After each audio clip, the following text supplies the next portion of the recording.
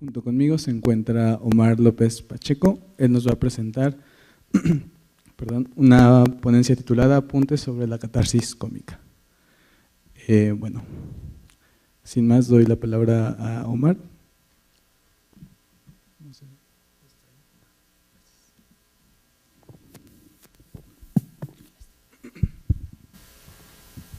Buenos días.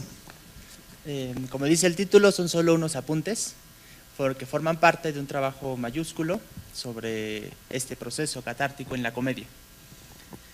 Sin más preámbulos, inicio a leer mi texto. Siendo un estudiante de bachillerato, leí por primera vez las 11 comedias de Aristófanes. Aún recuerdo que tras la lectura de estas 11 piezas cómicas, apenas logré dibujar una decena de sonrisas en mi rostro. Mi conclusión fue que los griegos tuvieron un sentido del humor bastante distinto del nuestro y que mi ignorancia sobre el mundo clásico me impedía entender lo sublime de tal comicidad. Ahora, transcurridos no pocos años, admito que antes que risas, Aristófanes me ha provocado algunos dolores, con su intricada métrica, sus juegos lingüísticos, referencias a obras que ni siquiera se nos han conservado, formas dialectales, trabalenguas, etc. Todo esto es soportable, entre otras cosas, gracias a uno que otro albur que el decorum me impide reproducir aquí. Sin embargo, superadas tales dificultades, siempre me ha dejado más de una sonrisa, y quizá incluso, sin tener plena conciencia de ello, un alivio emocional, algo parecido a lo que cierto filósofo llamó catarsis. En ese trabajo no pretendo repasar, ni estudiar, ni mucho menos polemizar los diversos aspectos que implica la catarsis. Simplemente mencionaré algunos puntos que he extraído de los estudios especializados para que pueda yo intentar aplicar esta noción a una comedia concreta, a los acarnienses de Aristófanes. En célebre pasaje, Aristóteles indica que la tragedia produce catarsis. Este término, que ha sido estudiado por eruditos de prácticamente todos los tiempos, aparece solo 2 veces en la poética, a diferencia de otros conceptos de gran valor para la teoría literaria, como mímesis o tecne. Veamos el primer pasaje, y el más importante para nuestro estudio, en el cual el estagirita define la tragedia y emplea el término catharsis. Est in un tragodia mimesis praxios, spudallas, caiceleias, megetos, ejuses, gedismeno logo, joris gecasto, toneidon, entois moriois, dronton, kai udi apangelias, dieleu kai phobu perainus atenton toyuton pacematon catarsin. Mucho se ha debatido sobre el significado de este vocablo. Baste ahora decir que la palabra catharsis es un derivado del verbo kathairo, que suele traducirse como purificar, hacer puro.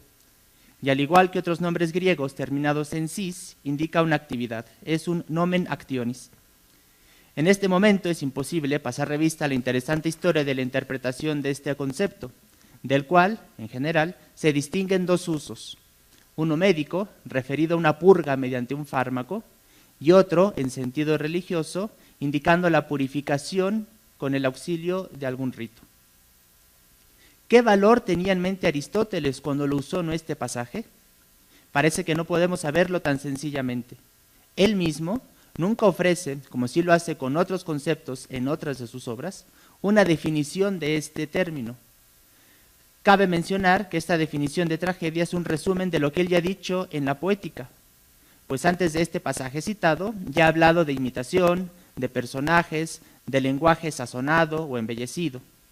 Pero ahora añade este concepto nuevo que no ha explicado ni definido, a pesar de haberlo prometido en su política, al mencionar los distintos tipos de melodías e indicar que éstas deben emplearse en pro de la educación y de la purificación. Veamos el texto de la política.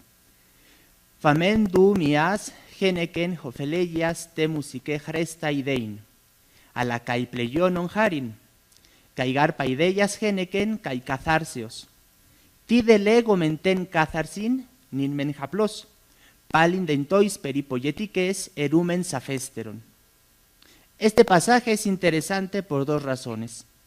La primera, porque es uno de los principales argumentos aducidos para afirmar que debió existir al menos un segundo libro de la poética. Aristóteles dice que explicará más claramente la catarsis en tois peripoyetiques. pues en ningún lugar del texto que conservamos se explica, como Aristóteles dice, safesteron, con mayor claridad, qué es o a qué llama catarsis. La segunda razón es el valor catártico que Aristóteles atribuye a los distintos tipos de música. Indicar que la finalidad de la tragedia es la catarsis es una idea aristotélica sin precedentes. Sin embargo, podemos hallar algunos elementos que sin duda sirvieron de base a Aristóteles para desarrollar esta idea. Aunque en el Corpus Hippocraticum podemos leer varios ejemplos del uso médico de la catarsis, fijemos ahora nuestra atención en un fragmento atribuido a la escuela pitagórica, el cual es relevante para el presente trabajo. Jotijoi pitagorikoi, hos efe aristóxenos, catharsei ejronto, tumen sómatos diates yatriques, tes depsiges diates musiques. Los pitagóricos usaban, como dice el filósofo, una catarsis del cuerpo a través de la medicina y una del alma a través de la música. Este fragmento, pues, es un ejemplo del uso médico del término, el cual es aplicado tanto al cuerpo como al alma. No es ocioso recordar desde ahora que tanto la tragedia como la comedia eran musicales. Sin embargo, los griegos no atribuían este poder solamente a la música, sino también a la palabra. El logos está dotado de una fuerza inmensa, como nos lo presenta Gorgias.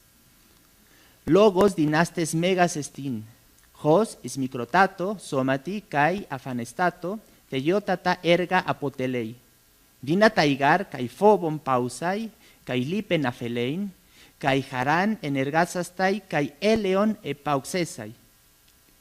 Es una mera coincidencia que tanto Gorgias como Aristóteles hablen de Phobos y de Helios. ¿Tenía Aristóteles en mente tanto el encomio de Gorgias como el uso catártico que los pitagóricos hacían de la música? Es muy probable que sí.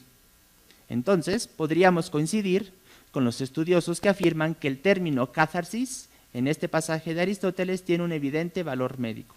Naturalmente hay muchas otras interpretaciones. Aristóteles estaría proponiendo que mediante la tragedia el hombre puede purificar, sanar sus emociones. ¿Cuáles emociones? También de esto han surgido no pocas discusiones. Unos dicen que el genitivo tonto iuton pacematon, ponemos de nuevo el texto de la definición de tragedia, unos dicen que el genitivo tonto iuton pacematon es un genitivo subjetivo, es decir, que esas emociones son las que producen la catarsis. Otros, en cambio, lo interpretan como un genitivo objetivo, indicando aquello que es purificado por la tragedia. Otros más añaden la dificultad de analizar el pronombre toyuton, pues algunos creen que se refiere solamente a Phobos y a Helios, y otros afirman que tal pronombre, como lo dicen las gramáticas, indicaría algo como pasiones de tal calidad, pasiones afines al Phobos y al Helios. Como es evidente, el problema de la catarsis es vasto. Un estudioso dice que estas 10 palabras sobre la catarsis son las que más se han leído de toda la literatura griega. Para efectos del presente trabajo, no es necesario, ni es posible ahora por el tiempo, ahondar en este problema. Por ahora, conservemos simplemente en la memoria que la tragedia produce una catarsis de emociones. Pasemos ahora a la comedia. Umberto Eco nos entretiene con el hallazgo del supuesto segundo libro de la Poética, que no poseemos, y cuyo único ejemplar fue consumido por las llamas en aquella biblioteca. Sin embargo, existe un códice del siglo X, el Coislinianus 120, que posee un texto que parece ser el segundo libro de esta obra, la Poética de Aristóteles. Como ya se mencionó, pasajes como el de la política y algunos otros de la retórica permiten creer que Aristóteles realmente escribió la Poética en 2 libros. Como es natural, esto también ha originado muchas discusiones filológicas.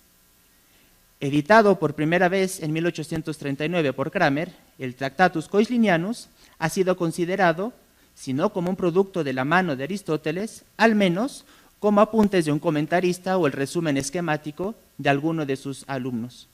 En cualquier caso, el tinte aristotélico permanece indeleble y sigue siendo un punto de referencia para estudiar la comedia griega.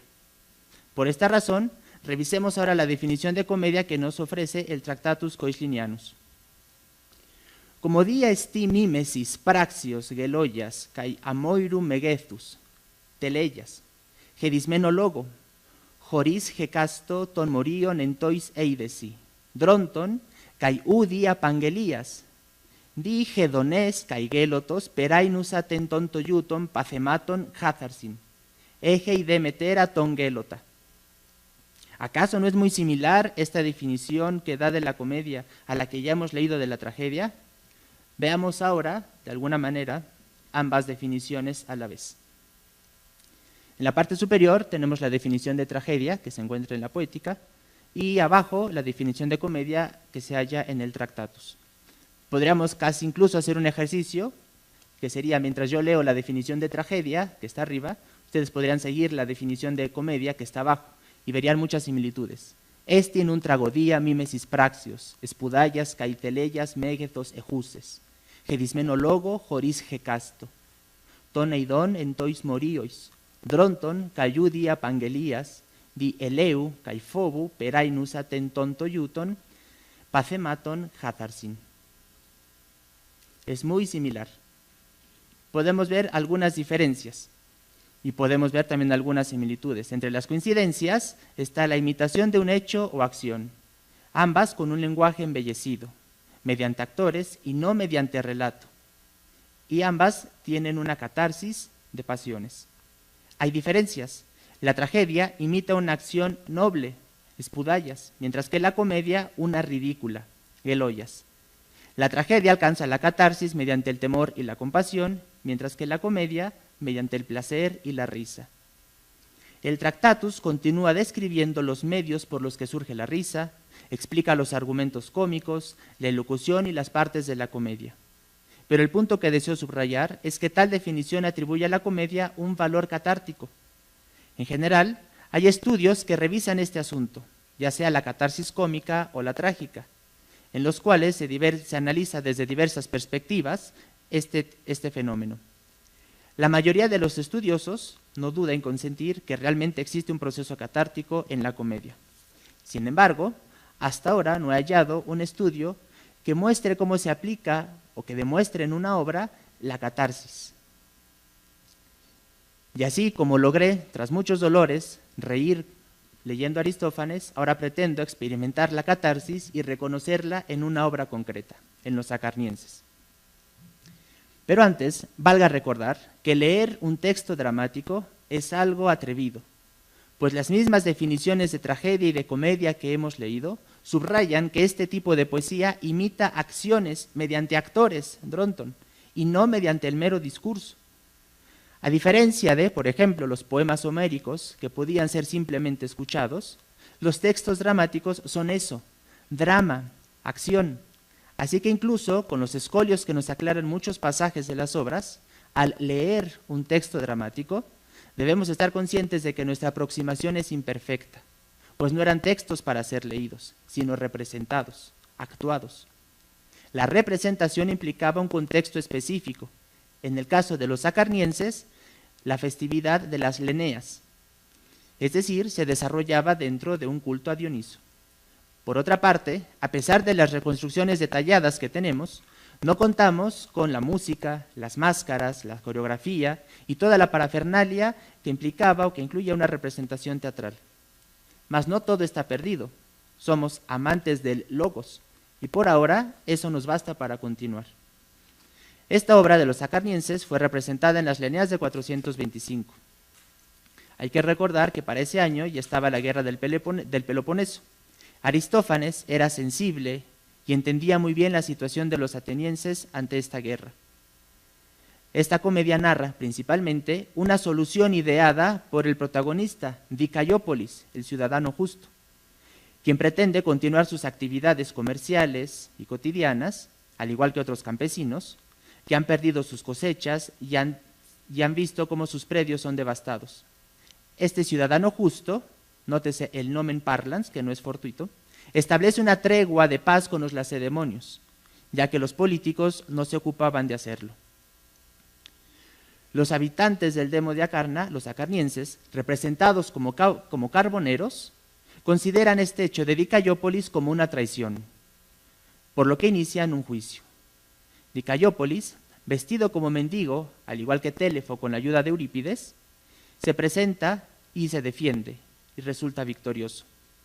Tras esta victoria, Dicaiópolis disfruta su paz y comienza a tener tratos comerciales con megarenses. Recuérdese que una de las supuestas causas de la guerra del Peloponeso fue el llamado decreto megarense, que impedía a estos usar los puertos atenienses. Mientras esto sucede, el vecino de Dicaiópolis, un militar llamado Lámaco, es llamado a combate. Y mientras éste prepara su armadura, Dicaiópolis prepara un banquete. Tras el banquete, Lámaco regresa herido, mientras que Dicaiópolis continúa festejando.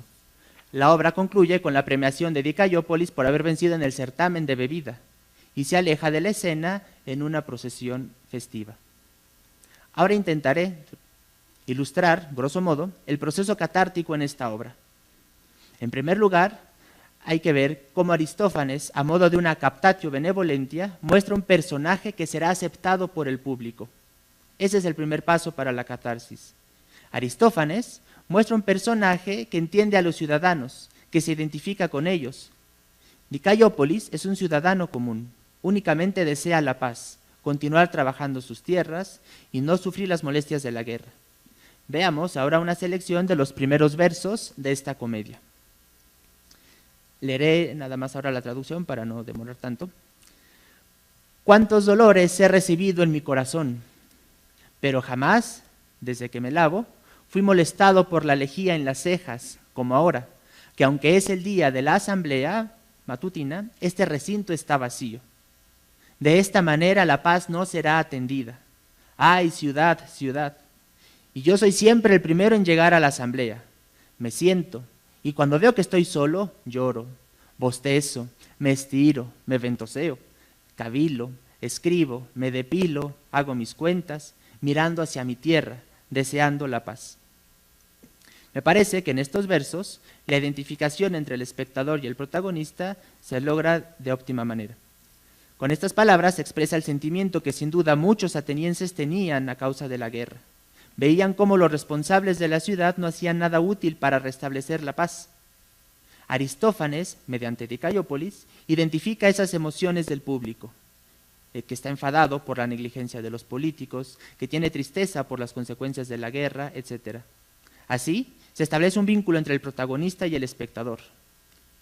Para continuar con el tono médico de la catarsis, podríamos decir que estos versos son el diagnóstico médico. Constituyen ese momento en el que el paciente percibe que el médico ha comprendido su malestar y ahora puede comenzar a trabajar en su remedio. Esto podría ser más claro si vemos los siguientes versos. «Pues los modos de los campesinos», habla Dicaiópolis, «los conozco bien, que se alegran excesivamente si algún hombre fanfarrón los elogia a ellos y a su ciudad, ya sea merecida o inmerecidamente, y a tal grado que ella no lo advierte y ellos son traicionados.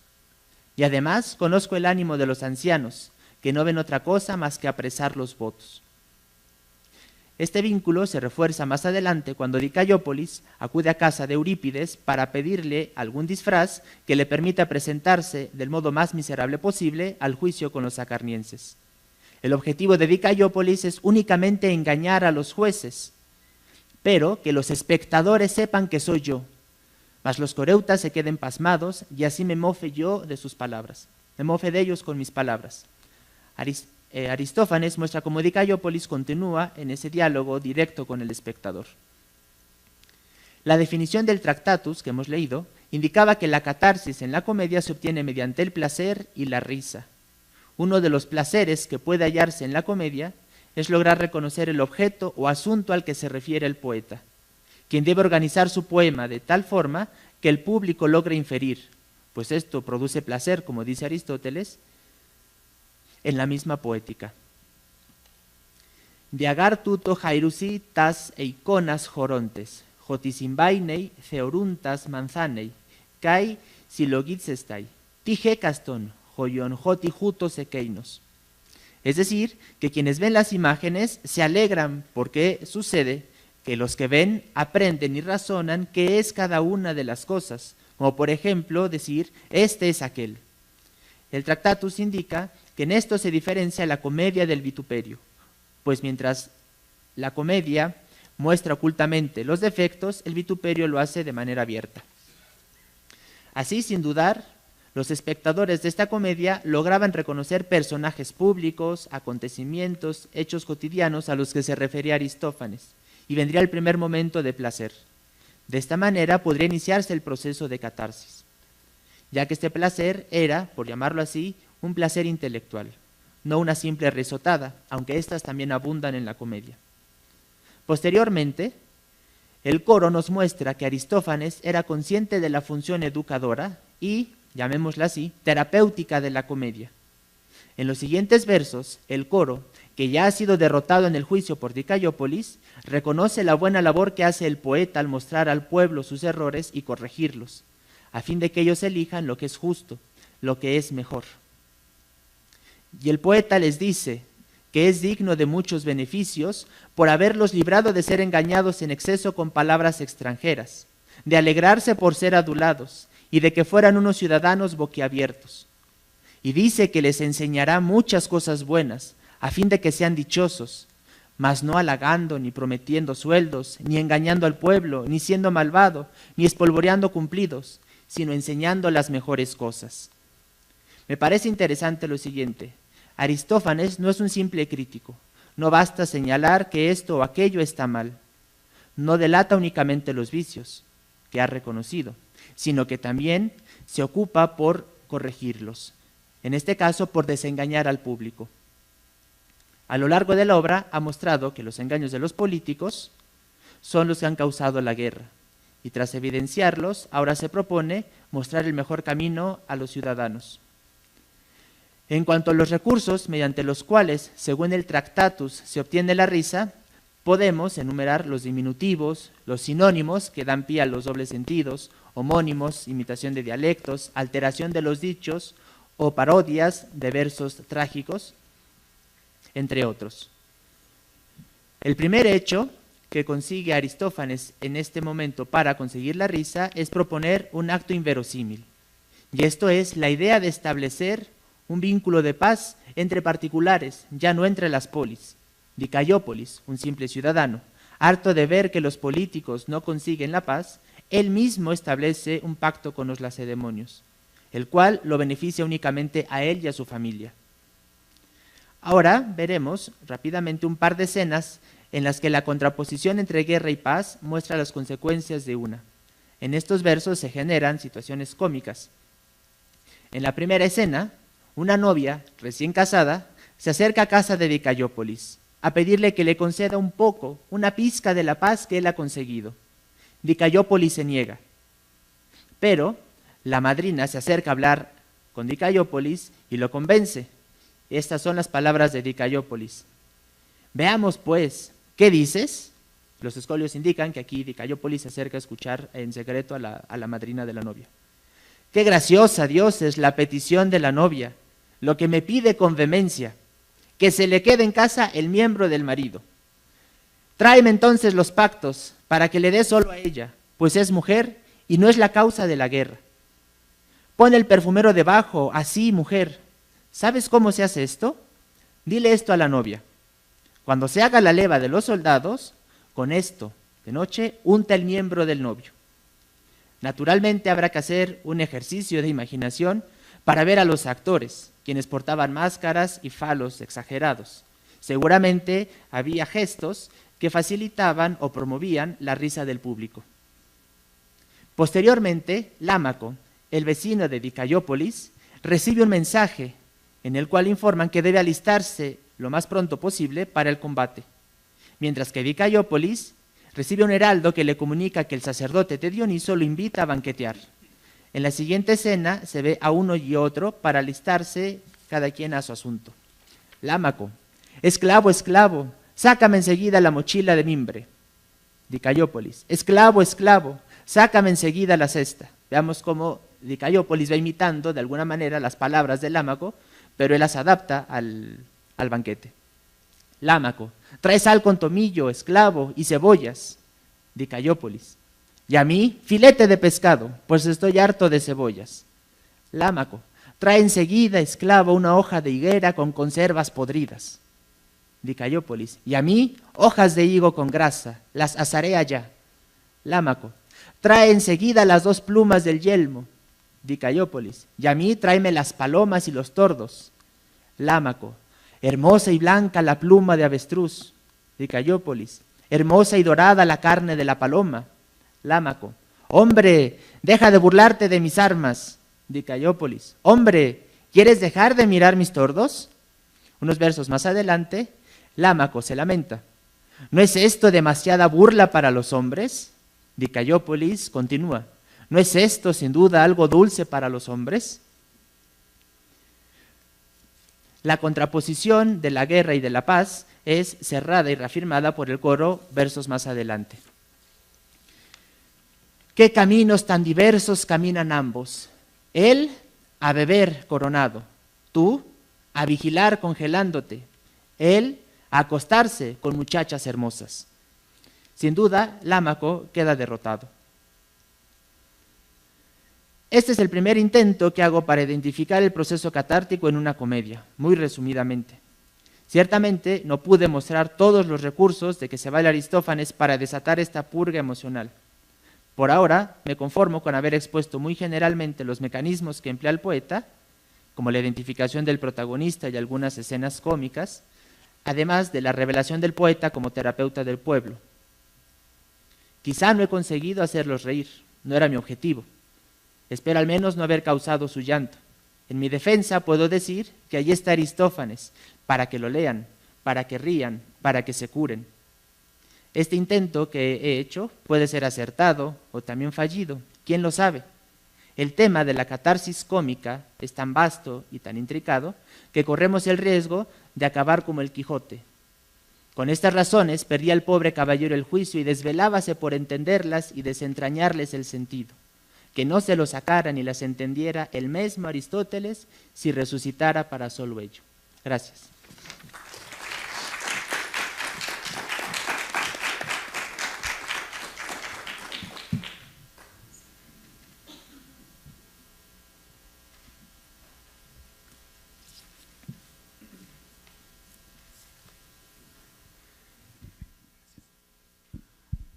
Bueno, vamos a continuar con la siguiente ponencia de Karen Amaral Zacconi con su trabajo titulado Geritades de Aristófanes, un banquete de versos. Bom dia. Bom, primeiramente peço desculpas pelo atraso. Eu vim diretamente do aeroporto e, enfim, houve problemas com o voo, com o trânsito. Vocês me entendem se eu falo devagar? Mais perto, assim? Me entendem se eu falo devagar? Eu vou ler em português o meu artigo. Se houver qualquer dúvida em relação à língua ou ao conteúdo, vocês podem me interromper a qualquer momento. Eu tento explicar. Bom, a minha pesquisa é sobre os fragmentos de Aristófanes. Eu estou traduzindo e fazendo alguns estudos específicos sobre comédias perdidas de Aristófanes. E hoje eu vou falar sobre uma especificamente, que é Geritades. E, bom, o meu artigo original é um pouco longo, então eu cortei algumas citações. Na verdade, eu cortei citações de comédias já conhecidas, como Hus, e deixei só as citações do Geritades mesmo. Mas, enfim, eu tenho todas as citações, e se alguém quiser, pode me pedir depois. Se interessar, se achar que ficou faltando alguma citação, pode me pedir. Bom, das 35 comédias fragmentadas de Aristófanes, Geritades, de 408, com cerca de 34 fragmentos, é uma das que mais guardam informações sobre enredo, personagens e tema. Seu título é um patronímico formado a partir da raiz de gerio, declamar, cantar, ao qual se adicionou o sufixo de agente tes, gerites, e a partir deste o sufixo ades, filho de. Significa, portanto, filho do declamador, filho do cantor. Seu fragmento mais extenso, o fragmento 156, que é esse primeiro que está no handout, revela-nos que seu enredo contém uma viagem ao Hades, empreendida por poetas representantes da comédia, tragédia e ditirambo. O comediógrafo Sanírion, o tragediógrafo Meleto e o ditirâmbico Sinésias, todos os três vivos e ativos à época da encenação de Geritades, foram eleitos numa assembleia de poetas, segundo critério que parece ter sido a aparência física consonante com o mundo dos mortos. Magros e de aspecto doentio, os poetas foram apelidados de Haidofoitai, visita Hades. E aí eu peço para vocês verem o item número 1 do handout.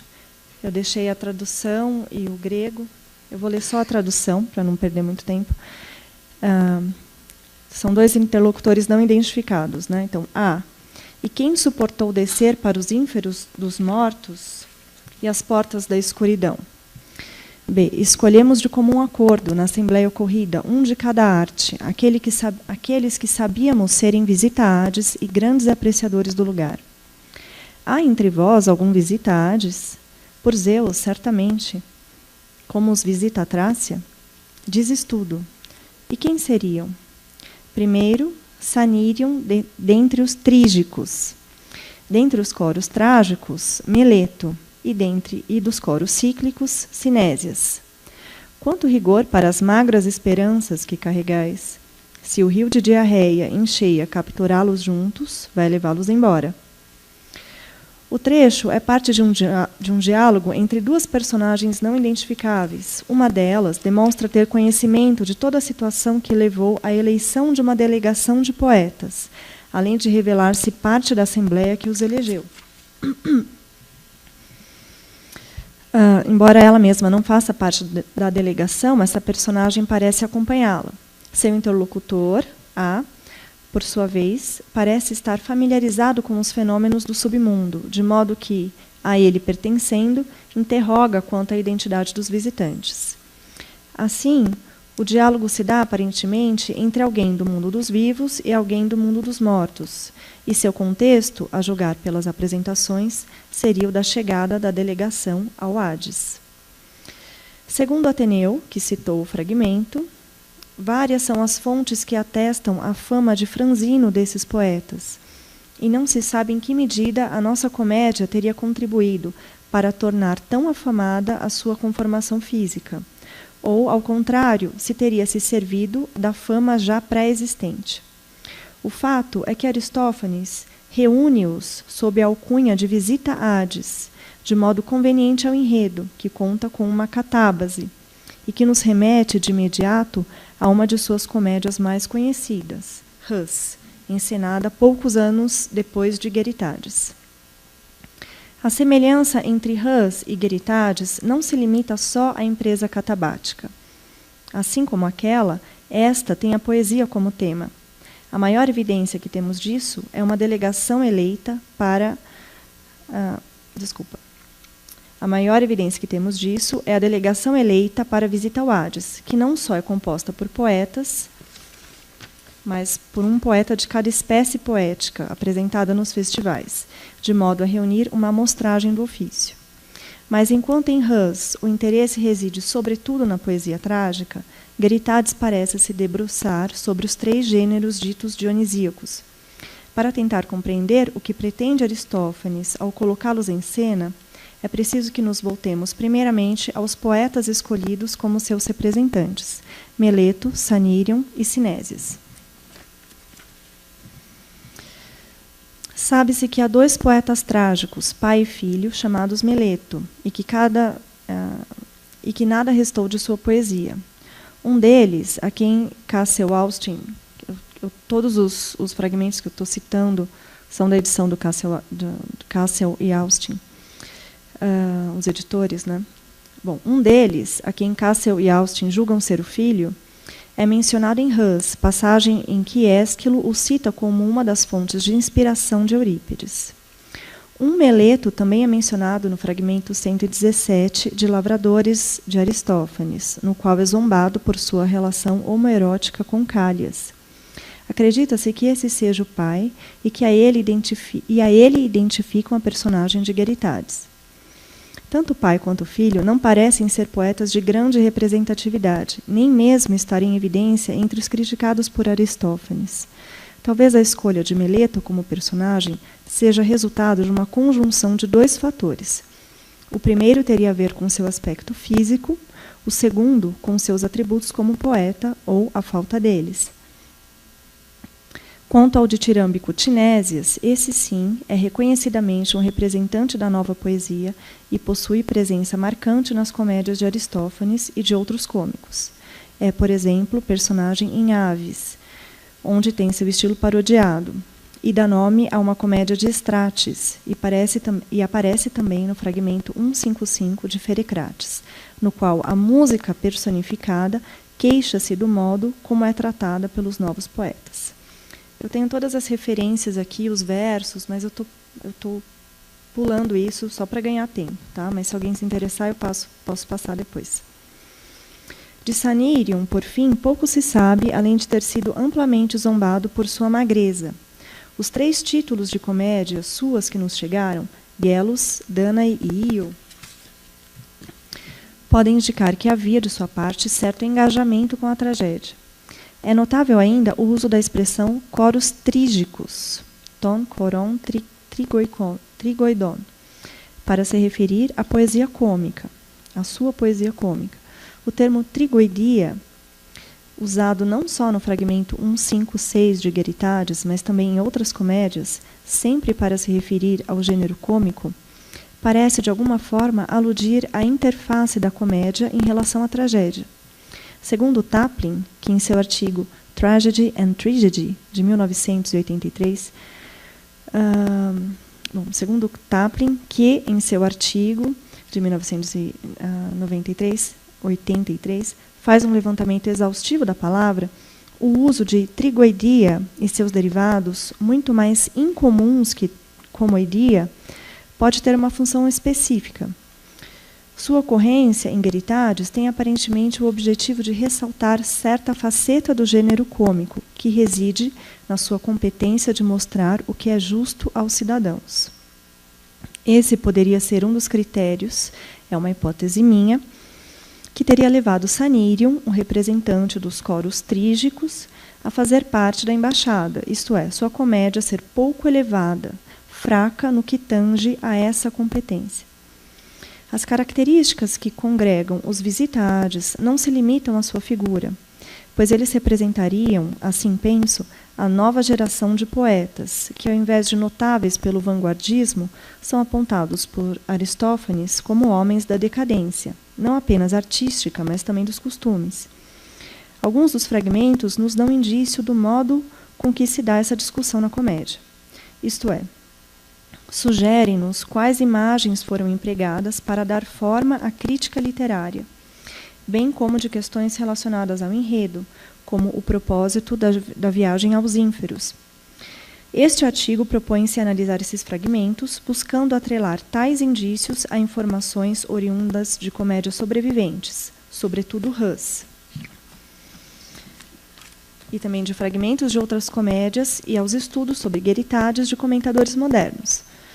Para isso, foram selecionados os fragmentos que vocês têm aí no handout, que é 158, 159, 161, 162, 163, 165, 591, 595, além do já citado 156.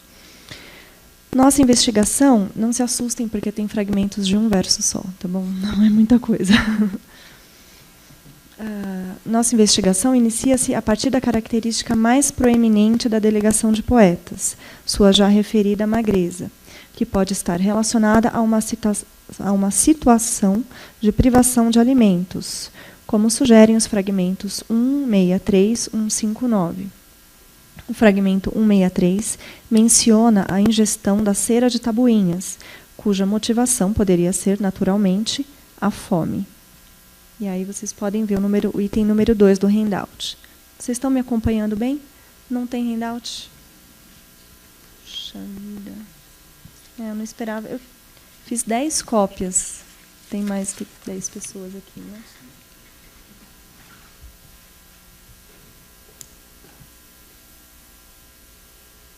Obrigada. Você está sem também? Você pode me acompanhar. Bom, vamos lá. Então, o fragmento, que é o item 2 do handout, que é o 163. Comia ou comiam a cera das tabuinhas. No fragmento 159, compara-se homens a tainhas, peixe associado ao jejuador, por serem, como se diz textualmente, néstides, esfomeados. E aí o fragmento 159. Acaso há uma colônia de homens tainha aí dentro, que eles são esfomeados, reconheceis. Embora ainda no campo da conjectura, parece-nos natural a associação entre os visitaades, nomeados no fragmento 156, e as personagens famintas, dos fragmentos 163 e 159. Assim querem também os editores Berg e Koch. Tal associação leva-nos à configuração da metáfora através da qual se dá a discussão sobre poesia. Pois, se de um lado temos poetas magros e possivelmente famintos, de outro pode-se depreender, a partir dos fragmentos 158 e 595, uma possível situação convival, que não reproduz, no entanto, um banquete trivial, mas um metafórico festim poético. No fragmento 158, os versos do poeta trágico Estênelo são descritos como intragáveis, imagem que alia a crítica literária à cena convival. E aí o fragmento 158. E como poderei comer os versos de Estênelo, mergulhando-os no vinagre ou no sal seco? Estênelo é também criticado por Aristóteles em sua Poética, por sua inadequada elocução baixa, que se utiliza de vocábulos correntes e não de palavras peregrinas, isto é, termos estrangeiros, metafóricos, alongados e que não sejam de uso corrente em geral. Não há elementos objetivos que nos permitam afirmar que a crítica subjacente ao fragmento 158 tenha as mesmas razões explicitadas por Aristófanes em sua Poética. No entanto, não é de todo descabido estabelecer uma analogia entre os versos insossos apontados pelo cômico e a ausência de tais palavras peregrinas de Aristóteles, que parecem ser, de fato, como que o tempero da elocução, e, ao menos em parte, responsáveis pelo seu caráter elevado. Em seu livro,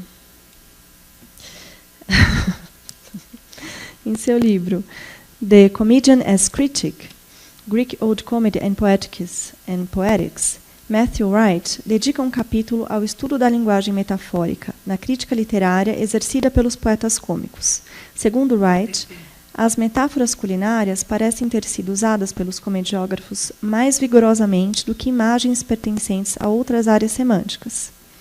Com o fragmento 158, adentramos essa seara. O comentador, de posse de numerosos exemplos da crítica literária pelo viés dessa metáfora, faz-nos um resumo genérico, mas útil no sentido de estabelecer algumas correspondências amplamente utilizadas. Aí eu fiz uma pequena citação do Wright. Authors, as diversas as Plato, Cícero, Sêneca, Horace, etc., depict themselves as cooks. Né? Palavras são descritas como festim, a linguagem ornamental é descrita em termos de tempero, né? E o estilo literário descrito como gosto, né, num sentido literal. E a leitura é comparada ao consumo ou à digestão, etc. Né? Só para a gente ter uma ideia de como é usada essa metáfora de maneira geral. Assim, o tempero é comumente associado à linguagem ornamental, o que corrobora a interpretação de que a crítica feita ao Estênelo refere-se, como em Aristóteles, à falta de ornamentos. A falta de sal seria ainda motivo de desagrado de versos de outro poeta trágico. Eurípides, no fragmento 595, novamente faz uso da metáfora do banquete poético. E aí eu vou ler o fragmento 595. Então, tomando Sófocles, de Ésquilo, quanto, é todo Eurípides jogar sal neles, lembrando, salgar, não charlar. Ainda que a leitura do fragmento seja prejudicada pelas lacunas textuais, entende-se que a crítica dirigida a Eurípides, como atesta Sátiro, que é a fonte do fragmento, que a crítica seja dirigida a Eurípides, como atesta Sátiro, fonte do fragmento. O termo halas, sal, aqui traduzido por salgar, na tentativa de preservar a assonância com lalas, verbosidade, que traduzimos por charlar, reaparece nesse fragmento como ingrediente necessário à poesia do trágico. Aristófanes brinca com os dois termos semelhantes, halas e lalas, dizendo ser conveniente à poesia o primeiro, mas não o segundo. Bom, eu tenho pouco tempo, então eu vou avançar um pouco aqui.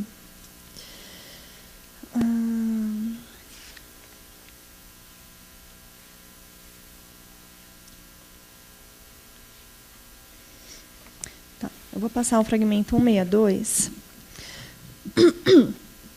Bom, o fragmento 162 sugere-nos que outro elemento associado à nova poesia trágica poderia ter sido explorado por Aristófanes.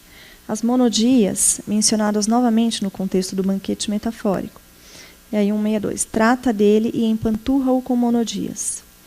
A monodia consiste no canto executado por um ator, ao invés do tradicional canto típico coral, de Ésquilo e Sófocles, ganha espaço nas tragédias de Eurípides. E ela aparece também em Rãs, como iguaria. Eurípides, como personagem cômica, sugere uma dieta à poesia inchada de Ésquilo, pela alimentação à base de suco de tagarelice e volteios. E, por fim, o poeta propõe nutrir-lhe com monodias.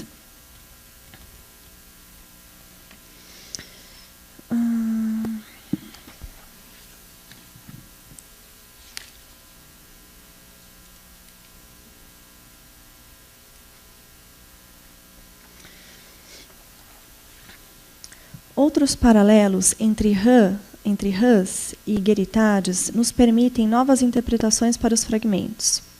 Em seu artigo de 1933, intitulado The Frogs of Aristophanes as a Type of Play, Jung entende que a trama de Rãs, Geritades e Demoi, essa última comédia de Éupolis, sejam variações de um enredo paradigmático, no qual a viagem ao submundo tem a finalidade de resgatar uma personagem já falecida para auxiliar o mundo dos vivos.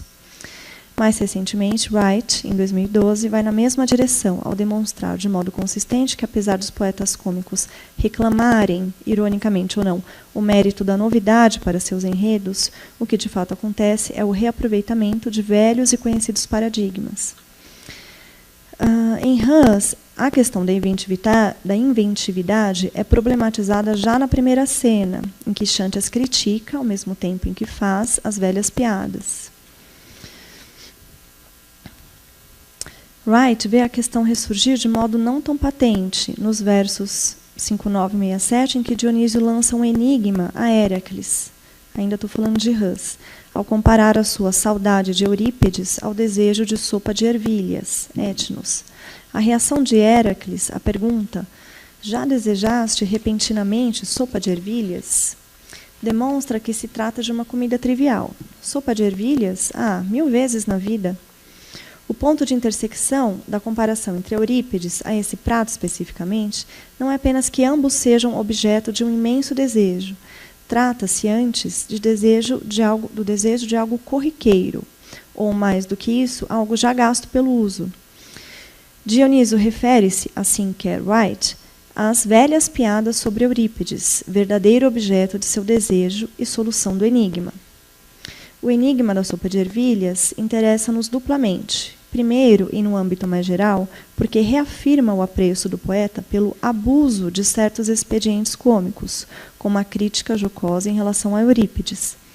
De certa forma, a insistência na repetição ou na reformulação das mesmas piadas endossa a ideia de que Rãs seja uma chave importante para o estudo de Geritades, e vice-versa. Em segundo lugar, a noção de abuso associada à sopa de ervilhas remete-nos novamente ao uso da metáfora do banquete para a crítica literária. embora nessa passagem de Hus o prato tenha ganhado uma conotação específica, trazer Eurípides novamente como alvo de zombaria, a comida trivial parece ser, mais amplamente, utilizada como metáfora para recursos cômicos banalizados em geral. Grosso modo, tudo aquilo que se apresenta como recurso cômico já gasto pelo uso dos poetas, na Parábase de Nuvens, Aristófanes faz uma lista desses recursos, é apresentado como alimentos mais populares e substanciosos. Em contrapartida, pratos mais finos e elaborados, os petiscos, as pequenas quantidades, correspondem às inovações poéticas que muitos comediógrafos reclamam para si, um argumento retórico para cair nas graças de um público que valoriza a novidade.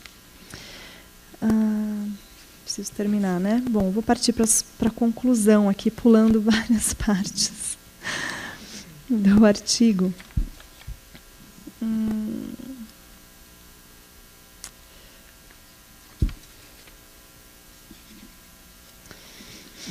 Bom, parece-me que a missão dos visitantes é, antes de mais nada, a recuperação de sua própria saúde, num sentido amplo. A metáfora do banquete de versos não é periférica. O festim poético, que serve para nutrir sua poesia moribunda, seria em si, segundo penso, o objetivo dessa delegação, o que não exclui necessariamente a possibilidade de que haja algum resgate de alguma personalidade ou alguma divindade no Hades.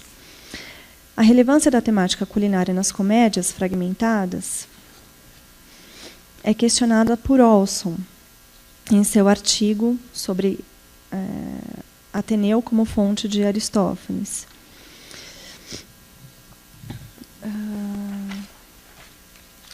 De todo modo, aí eu apresento aqui uma contestação ao Olson, na verdade, que eu estou pulando também, e vou partir agora, de fato, para a conclusão.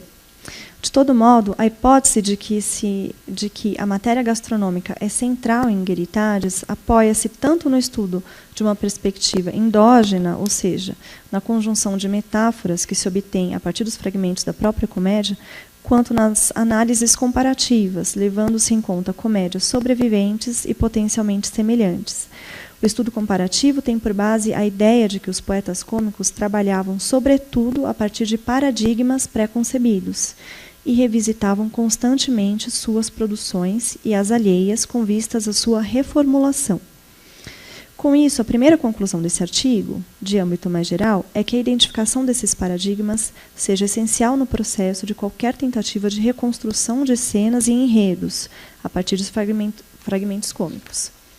E, em segundo lugar, quanto ao caso específico de Gueritares, a conjunção das duas metáforas, a do banquete poético e a dos poetas moribundos, que se servem desse banquete poético, é, na minha opinião, a base do enredo, de modo que me parece produtivo associar os fragmentos a esse contexto ao se adentrar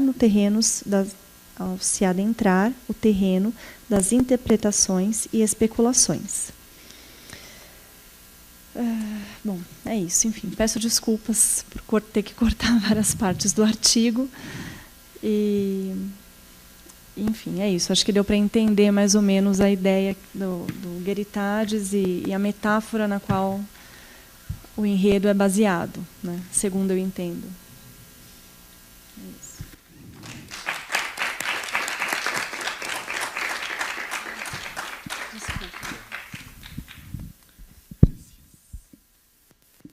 Bueno, no tenemos tiempo, desafortunadamente, para hacer una ronda de preguntas, pero bueno, si tienen algún comentario, los invito a hacérselo personalmente a los expositores y los invito a la siguiente mesa plenaria dentro del marco del coloquio de teatro. Gracias por su asistencia.